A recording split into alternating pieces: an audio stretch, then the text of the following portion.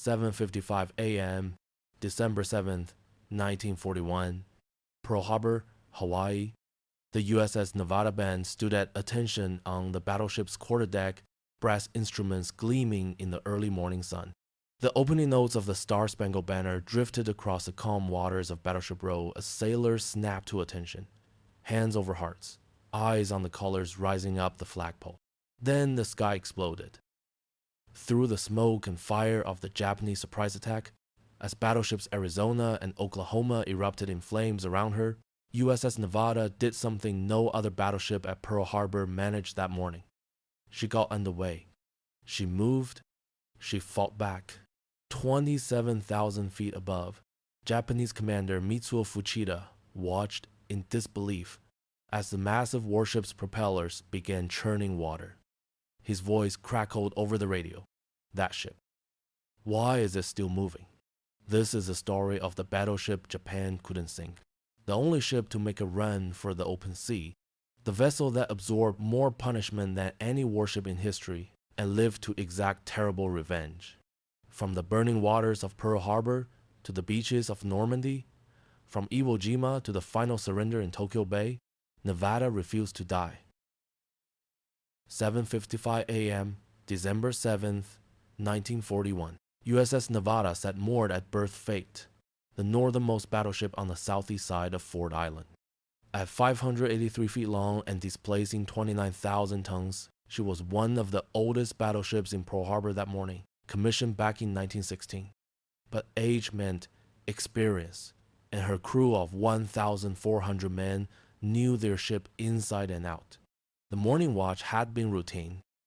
Ensign Joseph Taussig Jr., just 23 years old, had the deck. The ship was in Condition 3 readiness, meaning a portion of the crew was at battle stations while others attended to Sunday duties. The Nevada band, 23 musicians strong, assembled on the fantail for morning colors at 0800. At precisely 7:55, as the first notes of the national anthem began, the roar of aircraft engines shattered the peace. Ensign Taussig looked up to see aircraft with red circles on their wings, diving toward Battleship Row. For a split second, he thought it was a realistic drill. Then the first bombs fell. The torpedo bombers of the Japanese first wave struck with devastating precision. USS Arizona, moored just ahead of Nevada, took a torpedo hit. Oklahoma, across the channel, shuddered as 4 torpedoes slammed into her port side. Within minutes, Oklahoma began rolling over, trapping hundreds of men inside her hull. Nevada caught 1 torpedo hit on her port bow at 0810. The Japanese Type 91 torpedo, carrying 650 pounds of high explosives, punched through the ship's anti-torpedo blister and detonated inside the hull. The explosion tore a hole 45 feet wide and 30 feet high in the bow plating. 3 forward compartments, including the port bow casemate, flooded immediately. Seawater poured in at a rate of thousands of gallons per minute. On the bridge, Chief Quartermaster Robert Sedbury realized they faced a critical decision. Nevada's commanding officer, Captain Francis Scanlan, and the executive officer were both ashore. Lieutenant Commander Francis Thomas, the senior officer aboard, was in the ship's engineering spaces. That left the deck to the junior officers. Lieutenant Lawrence Ruff made the most important decision of his life. Get on the way, he ordered. It should have been impossible. Nevada's engineering plant required at least 2 hours to bring online from cold iron. The massive oil-fired boilers needed time to build steam pressure. The turbines had to warm up gradually to avoid damaging the reduction gears. But the men in Nevada's fire rooms performed a miracle. Chief Water Tender Robert Norman cracked open the superheater valves wide, throwing safety procedures out the window. Firemen lit off all burners simultaneously, sending temperatures soaring. In the engine rooms, machinist maids spun open throttle valves as soon as steam pressure registered. They brought Nevada's 25,000 shaft horsepower turbines online in 45 minutes. At 0840, Nevada's 4 massive bronze propellers began to turn. Black smoke poured from her 2 funnels. On her bridge, Ensign Tausig had taken command of the anti-aircraft batteries. Despite having his left foot nearly severed by bomb shrapnel at 0805, he refused medical evacuation. "Keep firing!"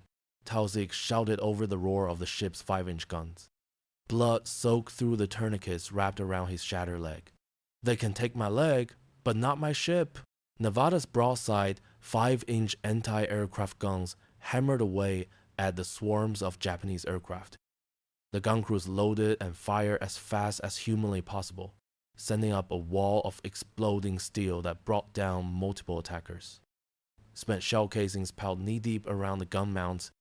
At 0850, with her forward compartments flooded and her bow riding low in the water, Nevada backed away from her mooring.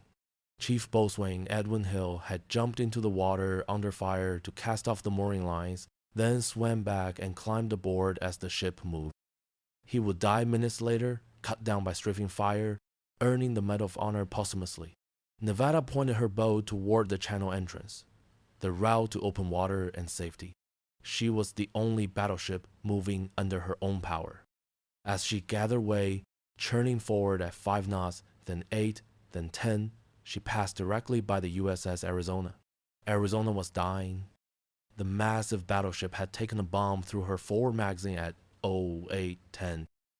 The explosion killed 1,177 men instantly and sent a fireball 500 feet into the air. As Nevada crept past, sailors trapped on Arizona's burning deck waved and shouted. Nevada's crew lined the rails and waved back. The ship's whistle sounded in salute, a mournful blast that mixed with the thunder of explosions and anti-aircraft fire. Then Nevada entered hell itself. The gauntlet, running through fire. In the skies above Pearl Harbor, Japanese commander Mitsuo Fuchida made a tactical decision that would define the rest of the battle. His orders had been to destroy the American carriers, but all 3 Pacific Fleet carriers were at sea. Now he watched the battleship making a run for the harbor entrance. If Nevada sank in the channel, she would block Pearl Harbor completely. No American ship could enter or leave. The entire Pacific Fleet would be bottled up, helpless. Fuchida's voice crackled over the radio network. All bombers, concentrate on the battleship at the channel entrance. Sink her in the channel." 6 HED-3A Val dive bombers of the second wave peeled off from their assigned targets and rode into near vertical dives aimed at Nevada. These were the elite of the Japanese Navy's carrier striking force, pilots with hundreds of hours of training, veterans of the China War. The first bomber screamed down through Nevada's anti-aircraft fire and released its 550-pound bomb at 1,000 feet. The bomb struck the forecastle near gun turret number 1. The explosion tore through 3 decks, starting fires in the ship's forward compartments. The concussion killed every man in the forward damage control station. Nevada kept moving.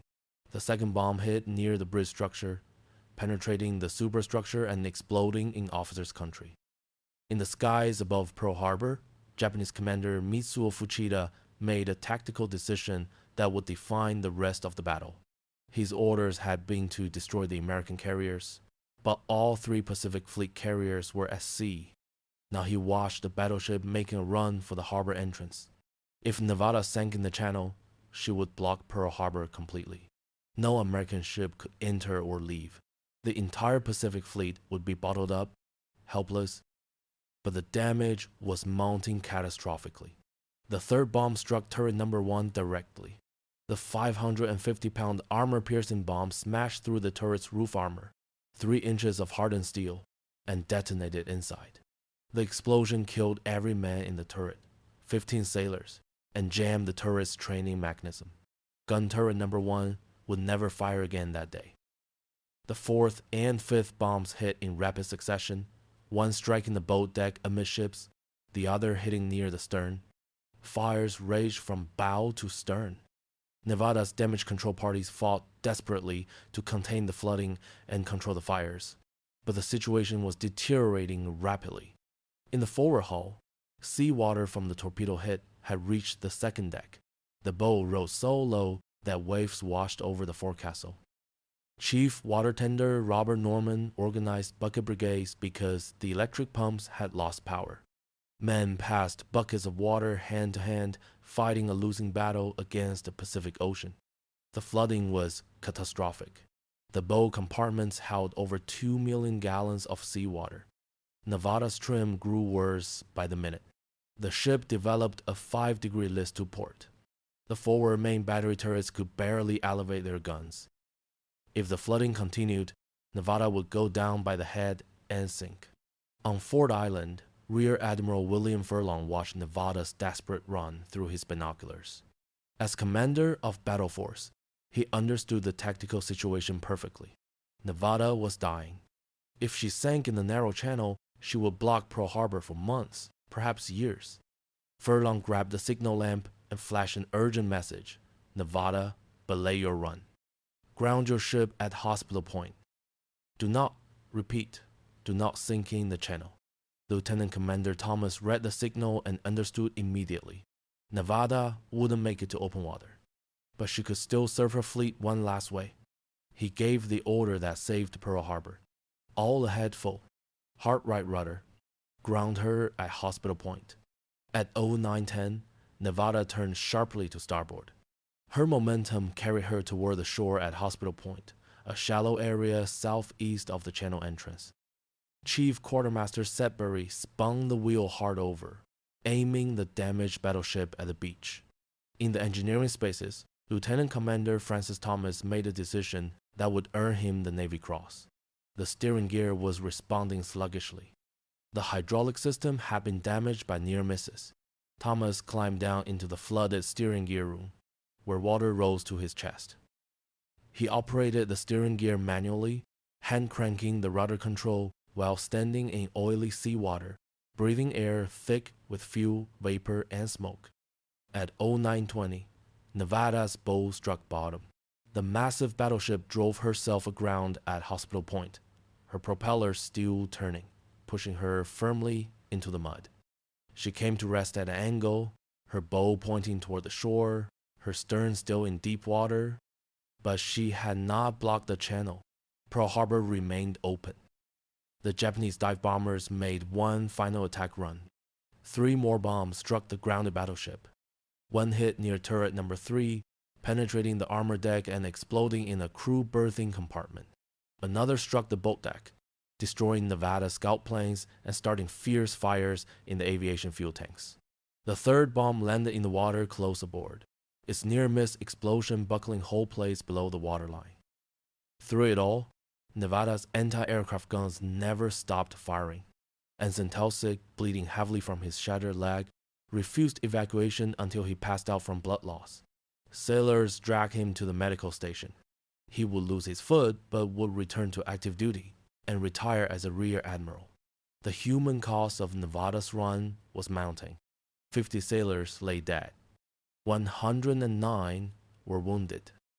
But compared to the 1,177 dead on Arizona or the 429 trapped in Oklahoma's capsized hull, Nevada's casualties were miraculously light. Chief Boatswain Edwin Hill's body was found on the forecastle, killed while trying to secure loose mooring lines even as the ship grounded. Machinist mate Peter Tomish died in the engine room, staying at his post to shut down the boilers safely so the steam wouldn't kill his shipmates when the compartment flooded. Both men would receive the Medal of Honor posthumously. By 0945, the Japanese second wave had departed. The attack was over. Across Pearl Harbor, oil-fed fires burned on the water's surface. Ships listed or lay capsized. The Arizona continued to burn, her ammunition magazines cooking off with thunderous explosions that would continue for 2 days. Nevada sat grounded at Hospital Point, burning, flooding, but defiant. Her ensigns still flew from the mainmast. Her anti-aircraft guns pointed skyward, ready to engage any enemy that dared return. She had taken 1 torpedo and 6 direct bomb hits. Any other battleship would have sunk. Nevada refused to die. What the Japanese left behind? As the smoke cleared over Pearl Harbor on the afternoon of December 7th, damage control parties began the grim task of assessing the destruction. Nevada's crew, exhausted but unbroken, started taking inventory of what remained of their ship. The human toll was devastating but could have been catastrophically worse. 60 men had died, their bodies recovered from shattered compartments and burned out gun positions. 109 wounded sailors filled the hastily organized medical stations. Ensign Joseph Taussig Jr. survived but lost his left foot.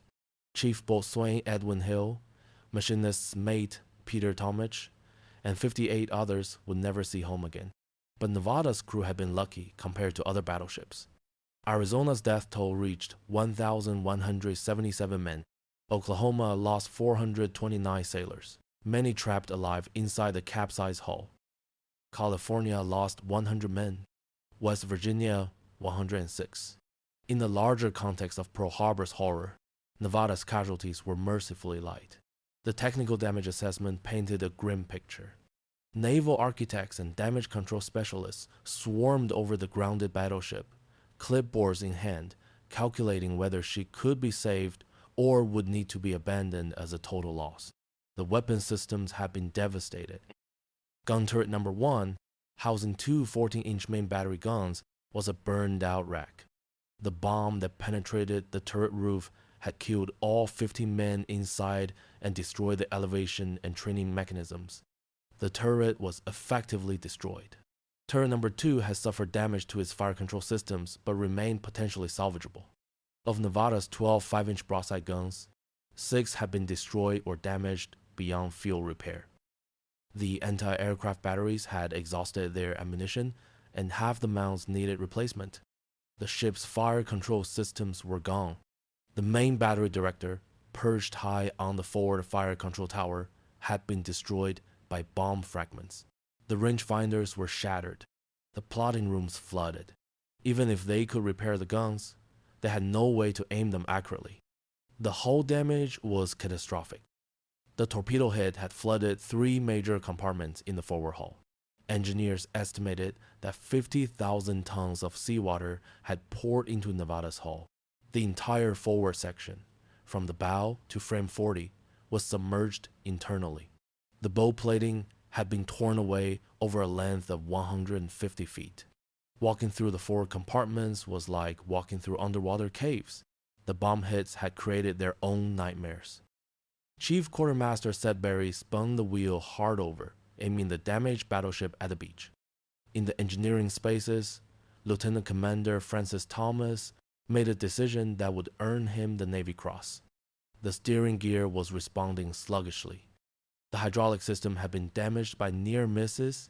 Thomas climbed down into the flooded steering gear room, where water rose to his chest. Electrical cables had burned throughout the ship. The fuel bunkers had ruptured, leaking thousands of gallons of black oil into the harbor. On December 8th, Japanese intelligence officers in Tokyo analyzed reconnaissance photos and combat reports from the Pearl Harbor Strike Force. Their assessment of Nevada's damage was confident. Battleship Nevada, heavily damaged, probably sunk.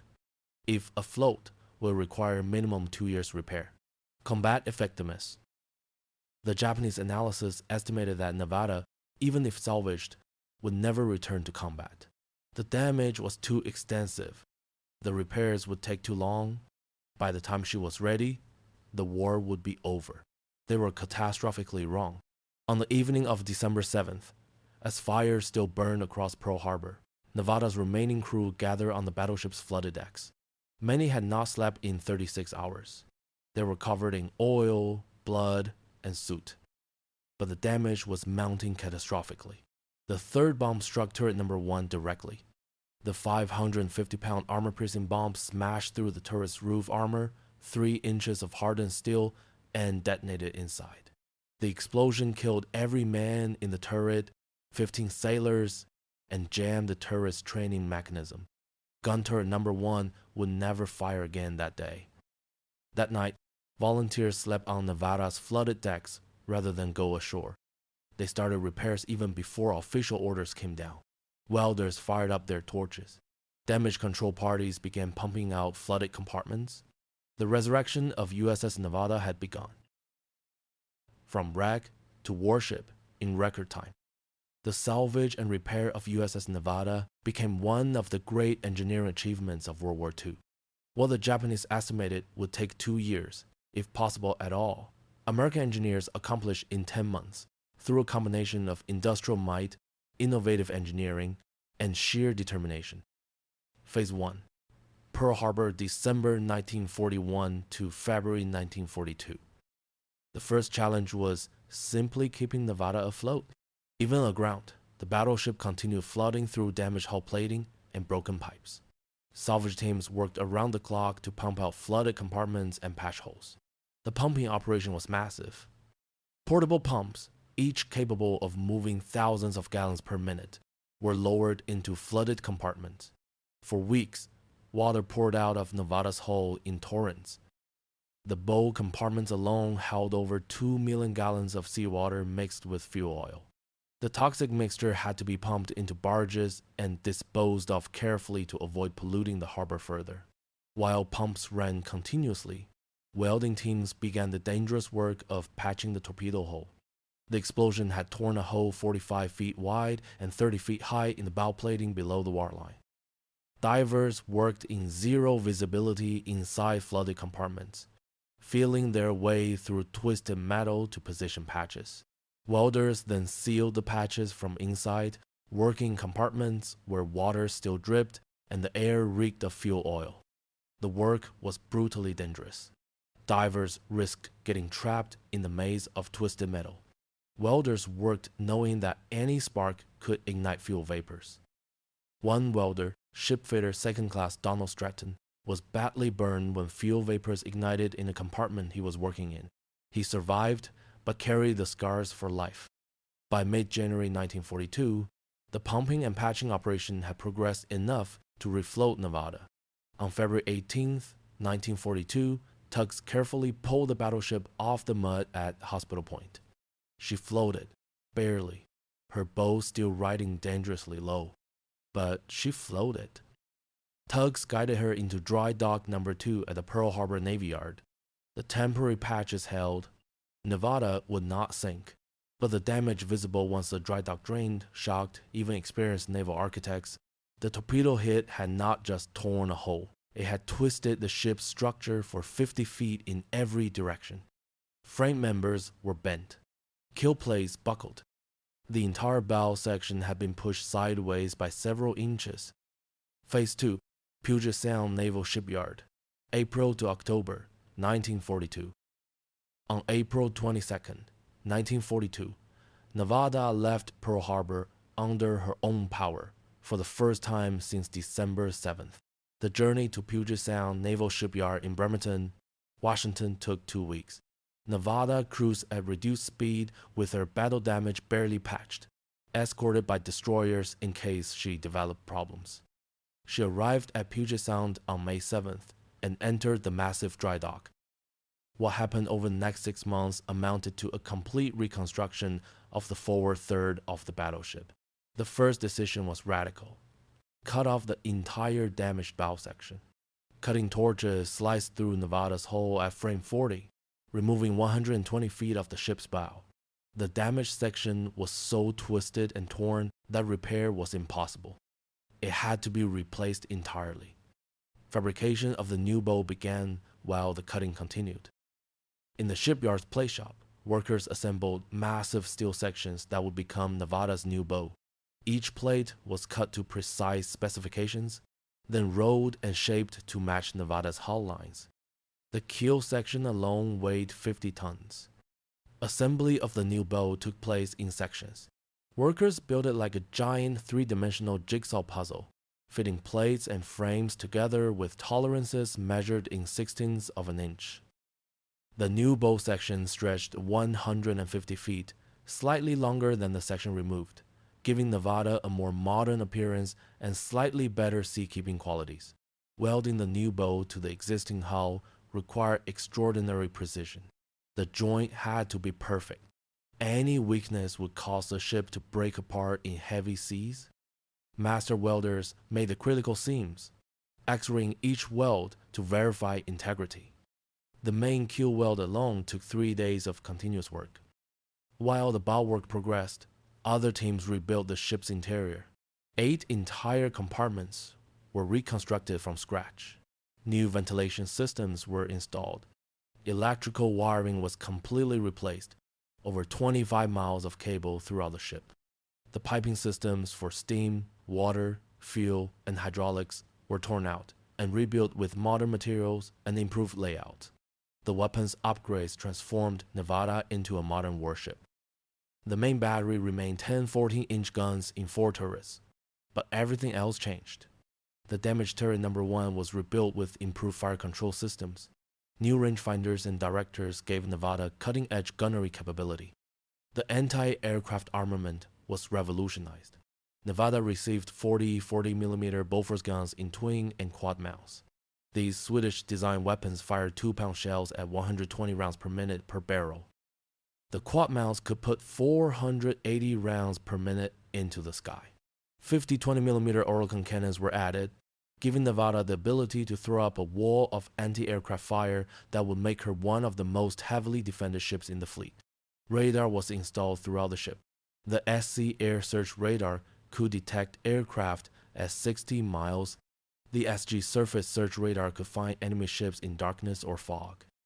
Fire control radars were tied directly to the gun directors, allowing accurate firing at night or in poor visibility. Armor protection was enhanced. The deck armor over vital spaces was increased from 3 inches to 5 inches of special treatment steel. Splinter protection was added around anti-aircraft gun positions. Additional armor plating was welded around the bridge and fire control positions. The scale of the rebuild was staggering. 5,000 workers labored on Nevada simultaneously at peak effort. They installed 2,500 tons of new steel. They welded seams totaling 25 miles in length. They installed new equipment weighing over 1,000 tons.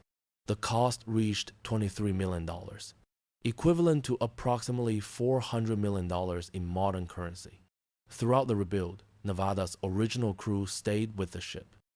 They lived in barracks near the shipyard and reported daily to work alongside civilian workers. They learned their rebuilt ship inside and out. They practiced loading the new guns, operating the new fire control systems, running damage control drills in the reconstructed compartments. On October 28, 1942, Nevada completed sea trials in Puget Sound. The test results exceeded all expectations.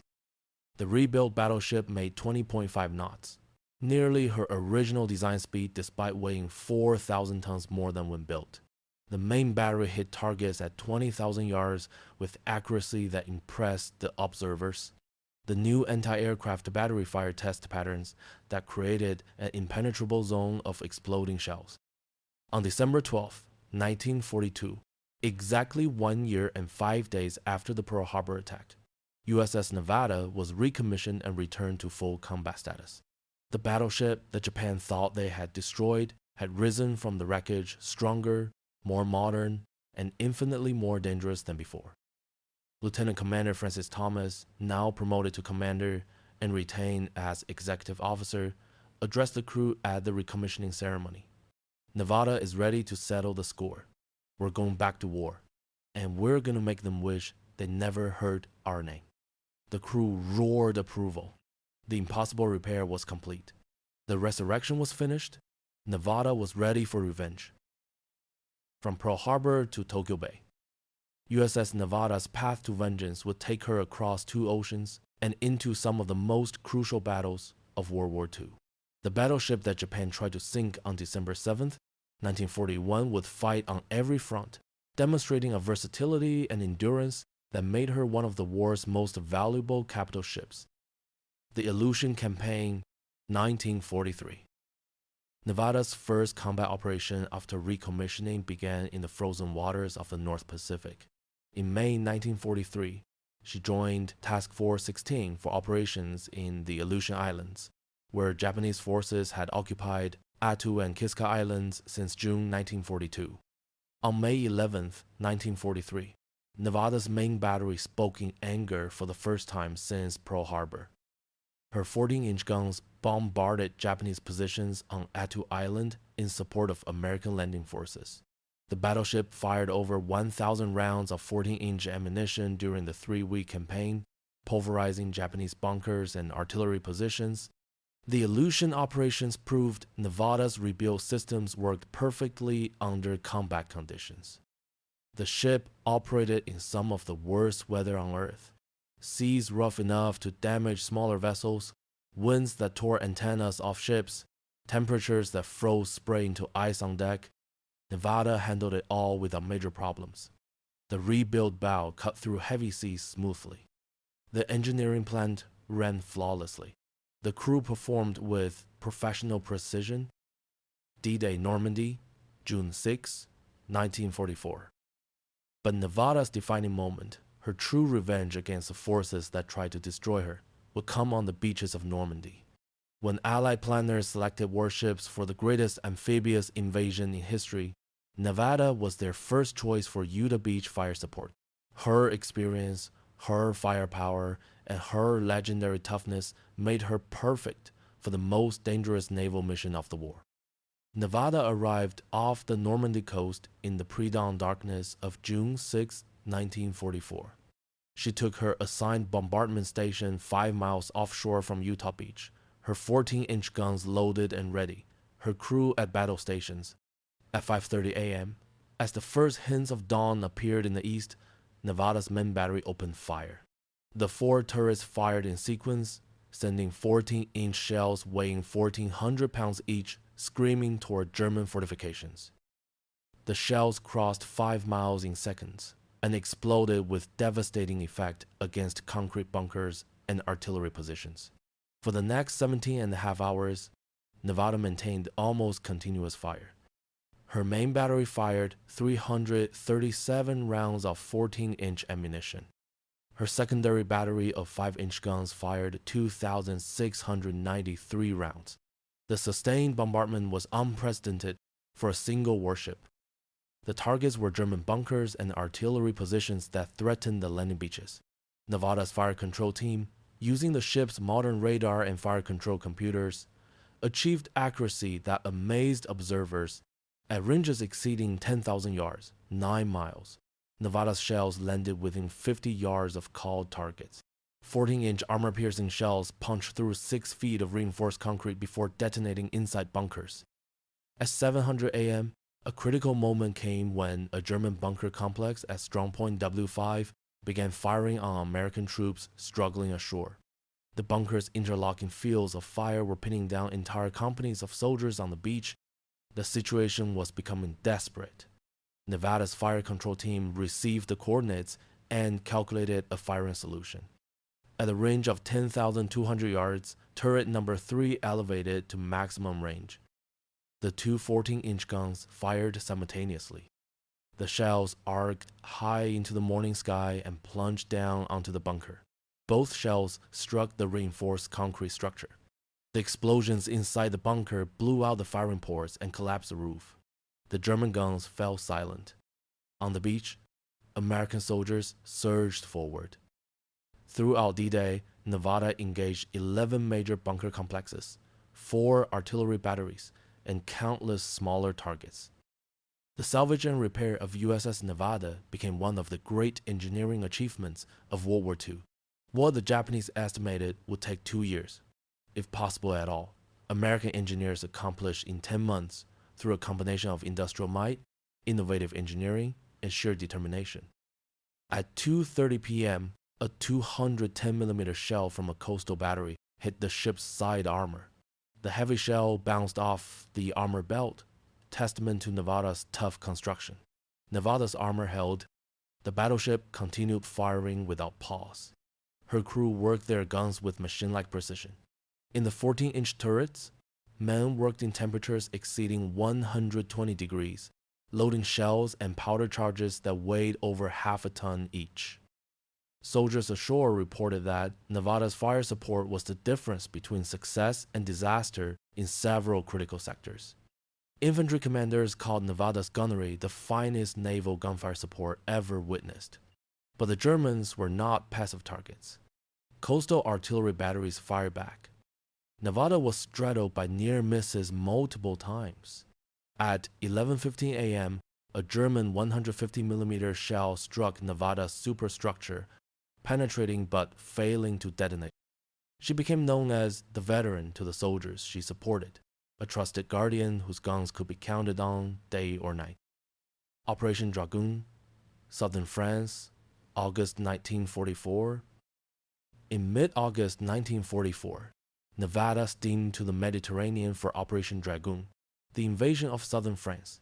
Once again, she was the primary fire support battleship, her reputation from Normandy preceding her. On August 15th, Nevada's guns opened fire on German positions defending Tallinn and the surrounding area. For 3 days, she maintained a systematic bombardment that destroyed German artillery, command posts, and supply dumps. She fired 948 rounds of 14-inch ammunition, each shell precisely aimed and devastatingly effective. French resistance fighters operating near Toulon reported that German troops referred to Nevada as Le Monstre, the monster, and that the sound of her guns approaching sent German soldiers fleeing their positions. French soldiers, liberating their homeland, called Nevada Le Sauveur, the savior, and painted the nickname on buildings throughout the region. Transferred to the Pacific, January 1945. In January 1945, with the European War winding down, Nevada received orders that her crew had been hoping for, transferred to the Pacific Theater. The battleship that Japan tried to sink at Pearl Harbor was coming to the Pacific to finish what the Japanese had started. The crew's reaction was unanimous enthusiasm. When the captain announced the transfer over the ship's public address system, cheers echoed throughout Nevada. "We want to finish what they started," one sailor wrote in his diary. "We're going back to settle the score." Nevada transited the Panama Canal and arrived in the Pacific Theater in February 1945, just in time for the invasion of Iwo Jima. Iwo Jima, February 1945. Iwo Jima represented one of the most brutal battles in Marine Corps history. The volcanic island, only 8 square miles of tortured rock and ash, was defended by 21,000 Japanese soldiers dug into a network of caves, tunnels, and reinforced bunkers. American planners knew the battle would be horrific and wanted maximum fire support. Nevada joined the pre-invasion bombardment force on February 16, 1945. For 3 days before the Marine landing, Nevada systematically demolished Japanese fortifications. Her primary target was Mount Suribachi, the volcanic cone dominating the southern end of the island. Japanese artillery and observation posts on Suribachi threatened the entire landing beach. Nevada's 14-inch guns fired at Mount Suribachi from a range of only 5,000 yards, less than 3 miles. At that range, the shell struck with devastating kinetic energy, penetrating deep into the volcanic rock before exploding.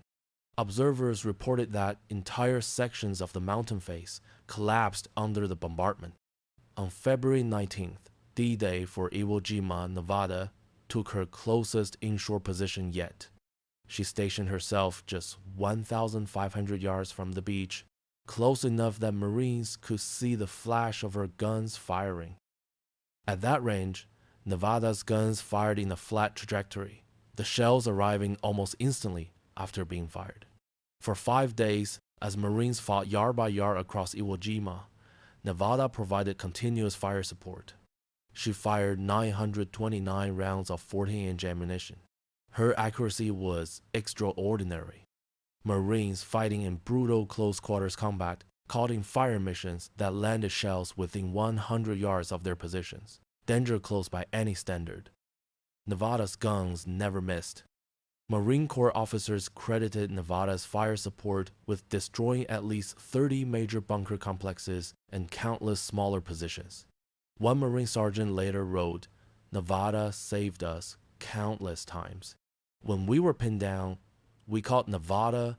Those big shells would come in like thunder from God, and the Jap bunkers would just disappear." Okinawa, the final battle, March to June 1945. Nevada's last combat operation was the longest and most intense. The invasion of Okinawa lasted from April 1st to June 22nd, 1945. Nevada remained on station for the entire campaign, firing support missions almost daily. The Okinawa campaign exposed Nevada to a new threat: kamikaze suicide aircraft. The Japanese launched over 1,500 kamikaze attacks during the battle, sinking dozens of American ships. Nevada's massive anti-aircraft battery went into action repeatedly. On March 27th, during pre-invasion operations, a kamikaze aircraft dove on Nevada through heavy anti-aircraft fire. Nevada's 40mm and 20mm guns opened up, creating a wall of exploding shells. The aircraft was hit multiple times and disintegrated in midair, crashing into the sea 50 yards from the ship. On April 5th, Nevada shot down her second kamikaze. This one, a twin-engine bomber that had evaded other ships' fire. Nevada's gun crews tracked the aircraft and destroyed it at 800 yards, close enough that debris rained onto the deck. Throughout the Okinawa campaign, Nevada fired over 2,000 rounds of 14-inch ammunition, more than in any previous campaign. She supported Marine and Army operations across the island, destroying cave positions, artillery bunkers, and command posts. Her guns became so hot from continuous firing that they had to be cooled with seawater between missions. Nevada arrived off the Normandy coast in the pre-dawn darkness of June 6, 1944. She took her assigned bombardment station 5 miles offshore from Utah Beach. Her 14-inch guns loaded and ready.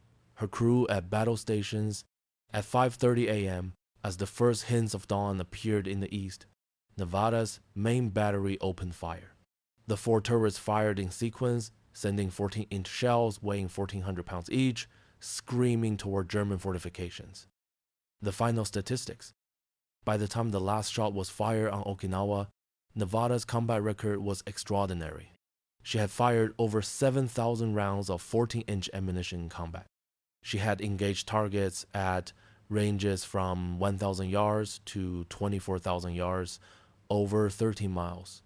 She had destroyed hundreds of enemy fortifications, saved countless Allied lives, and never failed a fire mission. Nevada's revenge was complete. From Pearl Harbor to Bikini Atoll. On September 2, 1945, USS Nevada anchored in Tokyo Bay as part of the massive Allied fleet gathered for Japan's formal surrender. Her presence was deeply symbolic. The battleship that had been struck in the opening minutes of America's entry into the war was there to witness its end. Nevada was the only ship present in Tokyo Bay that had been at Pearl Harbor on December 7, 1941. She had come full circle, from the burning waters of Pearl Harbor to the peaceful waters of Tokyo Bay. For Nevada's crew, many of whom had been aboard since that terrible Sunday morning, the moment was intensely emotional. "We made it," one sailor wrote in his diary. "We watched Arizona burn. We saw Oklahoma capsize. We thought we were finished.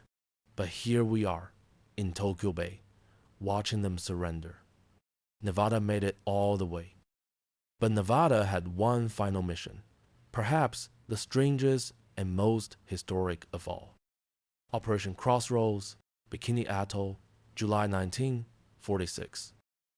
In 1946, the United States conducted Operation Crossroads, the first peacetime test of nuclear weapons. The military wanted to understand how nuclear explosions would affect naval vessels. They needed target ships, and they chose vessels with distinguished records, ships that had earned the right to participate in this historic experiment. Nevada was the primary target. The choice was deliberate. Navy planners wanted to test the toughest ship in the fleet, the battleship with a reputation for indestructibility. If a nuclear weapon could sink Nevada, it could sink anything. On July 1st, 1946, Test Able detonated. A 23-kiloton nuclear bomb exploded in the air over Bikini Atoll Lagoon. Nevada was anchored only half a mile from ground zero. The blast was equivalent to 23,000 tons of TNT, 1,800 times more powerful than any bomb Nevada had ever faced. The fireball was visible for hundreds of miles. The blast wave flattened structures on nearby islands. Water from the lagoon rose in a column thousands of feet high. When the mist cleared, observers expected to see empty water. Nevada was still there, burning, radioactive, damaged, but still afloat. The nuclear bomb had failed to sink her. On July 25th, Test Baker detonated. This bomb exploded 90 feet underwater, creating a massive water column and base surge that washed over the target fleet with radioactive water. The underwater blast was designed to test how ships would fare against a nuclear depth charge. Nevada absorbed the underwater nuclear explosion. Her hull was battered. Internal structures collapsed. Radiation levels made the ship deadly to approach. But still, she floated, refusing to sink even after 2 nuclear explosions. For 4 more days, Nevada remained afloat, a radioactive ghost ship 2 contaminated to board. On July 29, 1946, Navy salvage vessels finally towed the crippled battleship deeper into the lagoon and used conventional gunfire and torpedoes to send her to the bottom. Even then, Nevada took dozens of shells and torpedoes before finally sinking. Admiral William Blandy, commander of the operation, made a statement that became Nevada's epitaph. She was the toughest ship ever built. It took 2 atomic bombs and everything else we could throw at her to finally send her down. The legacy. Nevada's combat record earned her 7 battle stars, more than any other Pearl Harbor battleship. She served in more diverse operations than perhaps any capital ship in history: Alaska, Normandy, southern France, Iwo Jima, Okinawa. She was the only battleship to fight in both the Atlantic and Pacific theaters. She was the only Pearl Harbor battleship to participate in the D-Day invasion. Beyond statistics, Nevada became a symbol. She represented American resilience, determination, and industrial might. The story of her resurrection from the wreckage of Pearl Harbor inspired countless Americans during the dark early days of the war. Her presence at Tokyo Bay symbolized America's complete victory. Today, Nevada's memory is preserved in multiple locations. Her bell is on display at the Nevada State Capitol in Carson City. One of her massive anchors rests at the Nevada State Museum. Her name lives on in the nuclear submarine USS Nevada, SSBN 733, a ballistic missile submarine that serves as part of America's strategic deterrent. Every December 7th, the 60 sailors who died aboard Nevada on that terrible morning are remembered at Pearl Harbor. Their names are inscribed on memorial plaques. Their sacrifice and their ship's indomitable spirit are never forgotten. Nevada's final resting place is classified, somewhere in the deep waters of Bikini Atoll. The radioactive wreck lies in darkness, a testament to a ship that refused to die, that came back from destruction to exact terrible vengeance, and that required 2 atomic bombs to finally sink. December 7th, 1941, 7:55 a.m. Pearl Harbor. The USS Nevada band plays the Star-Spangled Banner as the first bombs fall. Japanese pilots watch the massive battleship absorb torpedo and bomb hits, expecting her to sink like the others. Instead, she moves, she fights, she survives. The Japanese thought they had destroyed Nevada. They were catastrophically wrong. Nevada came back stronger, more modern, more deadly than ever.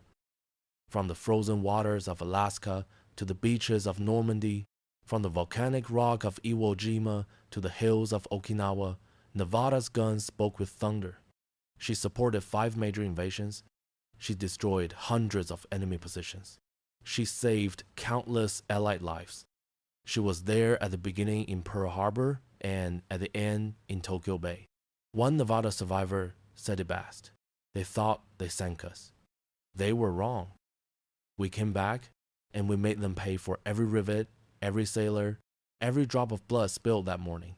USS Nevada was not just a battleship. She was a symbol of American resilience, determination, and the unbreakable spirit that refused to surrender. Japan tried to sink her on December 7th. It took 2 atomic bombs on July 1st and 25th, 1946, to finally accomplish what the Japanese could not. The ship that wouldn't die became the ship that couldn't be sunk. Nevada's legacy endures as proof that American fighting spirit, backed by American industrial might, cannot be defeated. The thunder has spoken. The legend lives forever.